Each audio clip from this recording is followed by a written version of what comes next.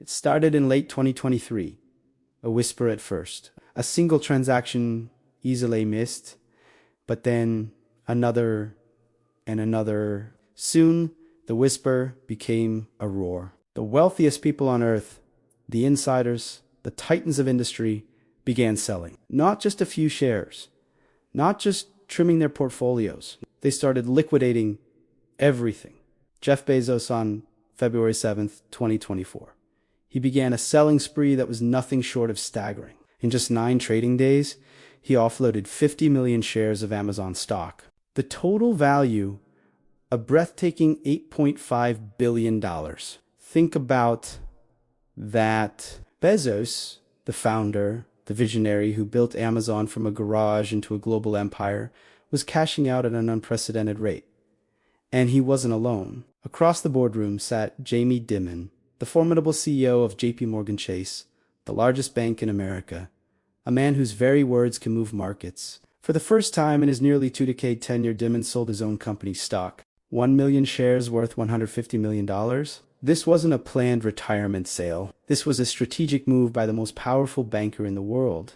Then there's Mark Zuckerberg. Quietly, systematically, since November of last year, he has sold nearly $1.4 billion worth of Meta stock. The Walton family, heirs to the Walmart fortune, have shed $1.5 billion in shares just in the last few months. The pattern is undeniable. It's not a coincidence. Corporate insiders, the C-suite executives, the people with access to the real unvarnished data of their own companies are selling at a rate not seen in years. The ratio of sellers to buyers among these insiders has hit an extreme high. They are running for the exits.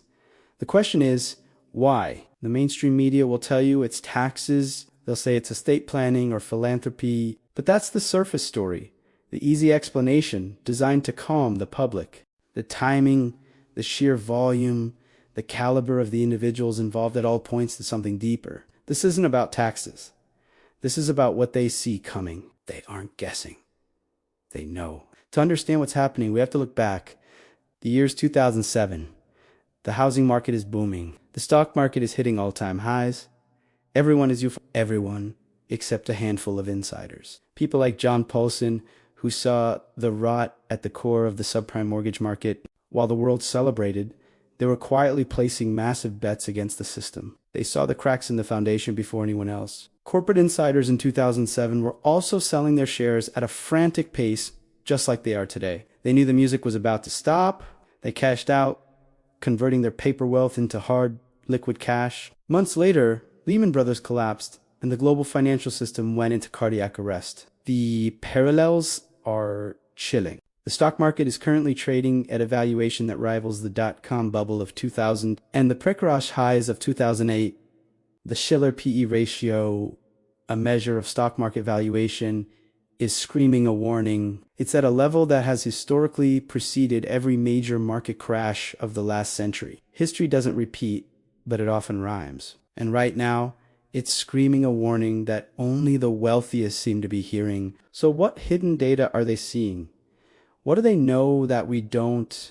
First, the commercial real estate crisis. This isn't just a few empty office buildings. It's a ticking time bomb on the balance sheets of regional banks across the country. Over $1.5 trillion in commercial real estate debt is due for refinancing in the next 2 years.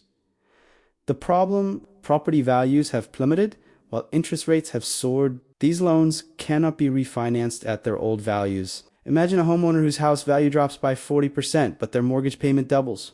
That's the reality for thousands of commercial properties. The defaults have already begun. Insiders like Jamie Dimon see this firsthand. They know which banks are overexposed. They know the contagion is coming. Second, the lag effect of interest rates. The Federal Reserve raised rates at the fastest pace in 40 years. The full impact of that monetary tightening hasn't hit the economy yet.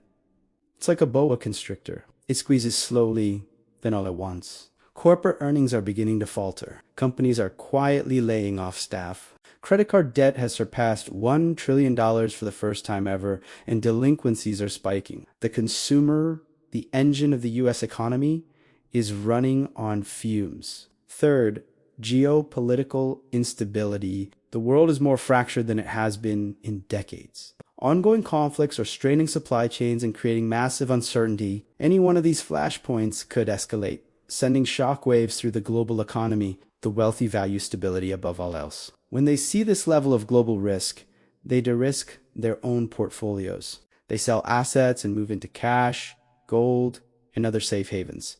Fourth, the bond market is sending a clear signal. The yield curve has been inverted for a historically long period. In simple terms, this means the market is betting that the short-term economic future is riskier than the long-term. This inversion has preceded every single recession in the last 50 years. It's perhaps the most reliable recession indicator we have, and it's been flashing red for months. Finally, there's the AI bubble. While the promise of artificial intelligence is real, the market's valuation of anything related to AI has reached a state of pure euphoria, disconnected from actual profits. We saw this in 2000 with the dot-com bubble. Any company with calm in its name soared, regardless of its business model. Today, it's the same with AI. The insiders, many of whom are in the tech sector itself, know that a painful correction is inevitable. They are selling into the hype, letting the retail investor hold the bag. So, what happens next? We are likely entering a three-stage process. Stage one is what we're seeing now. The great cash. The insiders are quietly exiting the market, converting their inflated stock assets into cash. This is the distribution phase, where ownership transfers from the smart money to the general public at the very peak of the market. Stage two will be the trigger event. It could be the failure of a major regional bank due to commercial real estate losses. It could be a disappointing earnings report from a mega cap tech company that pricks the AI bubble, or it could be a sudden geopolitical shock. Whatever it is, it will shatter the market's illusion of stability and trigger a rapid, cascading sell-off. Stage three is the reset. Asset prices, stocks, real estate, and more will fall significantly. At this point, the same insiders who sold at the top will re-enter the market. They will use their massive cash reserves to buy up prime assets at bargain basement prices. This is the greatest wealth transfer in modern history. They sell high to the public and buy low from the public. It's a playbook as old as markets themselves. So what can the average person do? This isn't about panicking. It's about preparing. First, review your own financial situation. Is your portfolio heavily concentrated in overvalued tech stocks? It might be time to consider rebalancing. Second, building a cash reserve is crucial. In a downturn, cash is king. It provides a safety net and the opportunity to invest when assets are cheap. Third, consider assets that perform well during times of uncertainty, such as gold and other hard assets. Fourth, and perhaps most importantly, invest in yourself. Your skills are your most valuable asset. In a volatile economy, the ability to provide value that people need is the ultimate form of security. The signs are all there. The elites are not selling because of taxes.